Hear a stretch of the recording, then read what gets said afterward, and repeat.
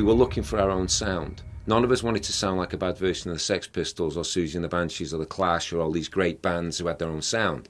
We wanted to create our own sounds, and part of that for me was exploring different guitars. I was fascinated by the White Falcon, and I'd always seen it with Neil Young.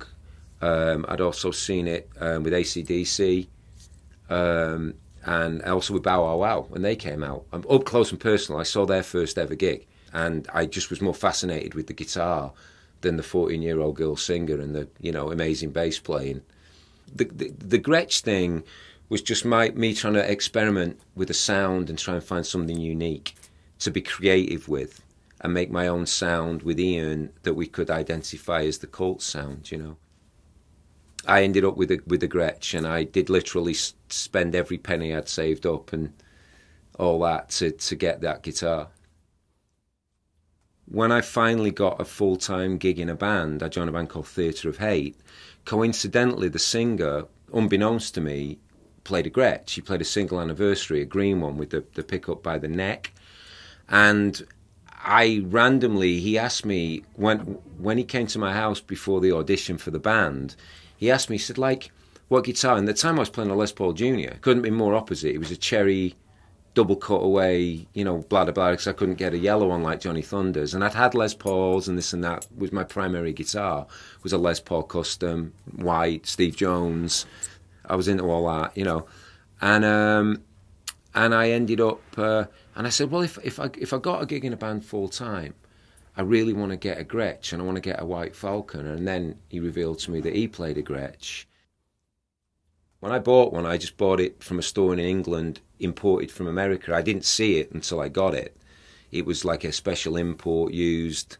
And I liked it. I liked I liked everything about it, except the pickups were horrible, weak and just lifeless.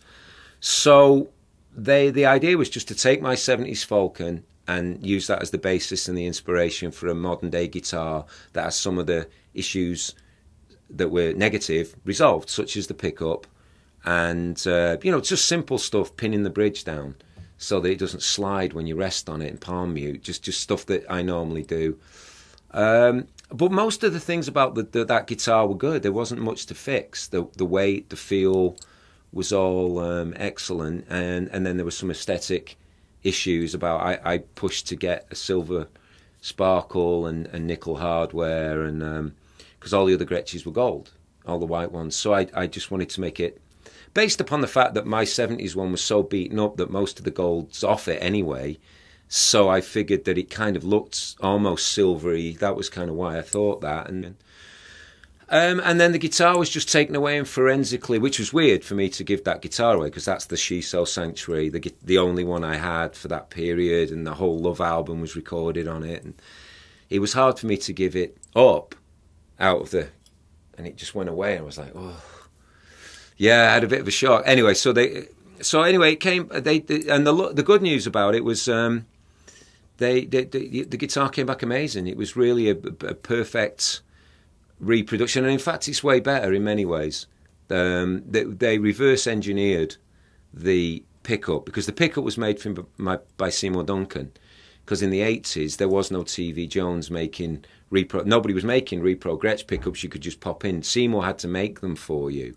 And luckily, I'd got introduced to him and was kind of a friend. And he made me a pickup that I said I wanted a pickup that had kind of the bottom end like a Les Paul, so there's some chunk, but it kept the high-end sparkle that makes like a Gretsch so special. That sort of like, I kind of describe it as like a sound like in a church or something. It has a real glisten to the top end, but each has to be the same volume. You don't want it to be top end dominant or bottom end dominant. So that's kind of one of the things we do with the guitar.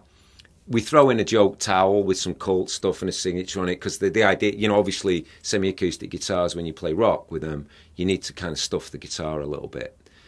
There's just a collector's thing, and, you know, you can put I've had various things stuffed in the guitars, but you do need to put stuff in them in a real live situation or they will just howl.